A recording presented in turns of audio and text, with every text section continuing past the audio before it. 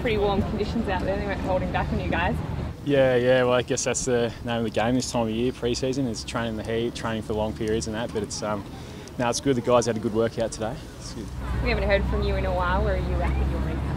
Yeah, well, finally I'm not injured for once. I think this is the first time I've been seeing training before Christmas, so in about 5 years. So I'm feeling pretty good, and hopefully stay that way.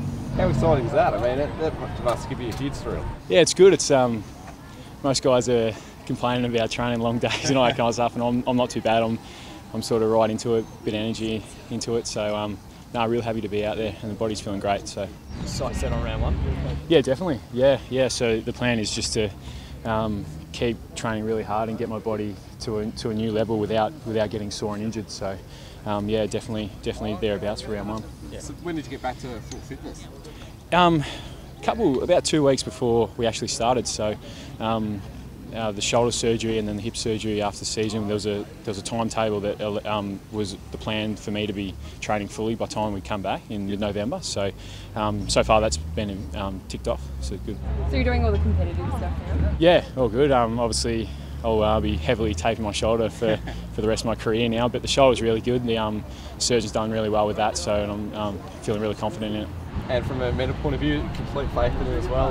Is that a factor as well? Or? Yeah, well they've basically screwed it in, so it's not coming out anymore, which is good. So I have complete faith in it, and I'll be my usual self come round one. And what's it like being out there? Obviously, lots of new faces. What's pre-season been like so far? Yeah, there's a lot of mates being called around. You got to learn a lot of names now. There's a lot of new guys in, but so far all the new draftees and the rookies have really impressed me. They've come in and they've already got a bit of muscle on them, and they've slotted straight into training really well. Do you take anyone under your wing?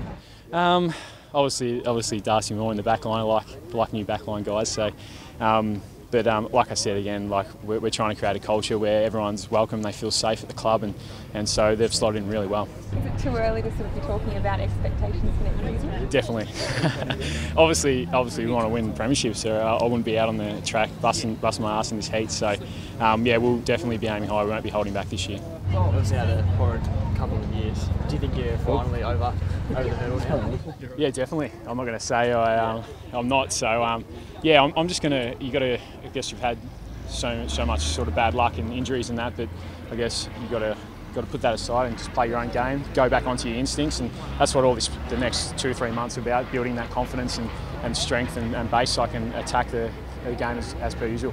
And you and Ben Reid missed a lot of last year, probably the first choice sort of backs. Do you think there's that potential there, I suppose, coming into this year that you'll have finally the first choice backs back?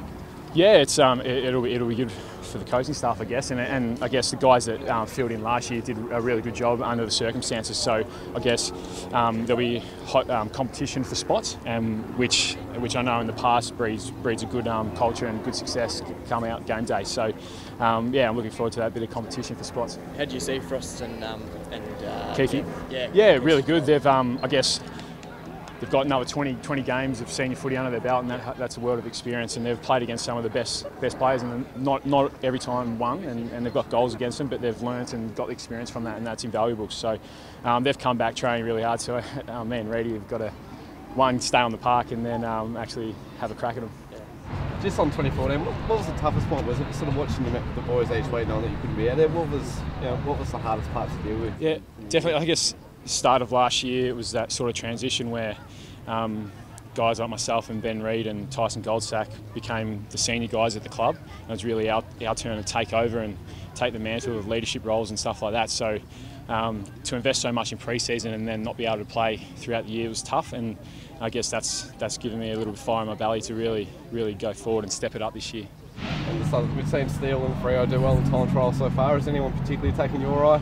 Yeah, well, Tony Armstrong, he's right there behind him. Obviously, he doesn't get the accolades being third place, but he's right there behind him. He's come back really well. So those guys have set a high standard for us all, and we're all trying to catch them.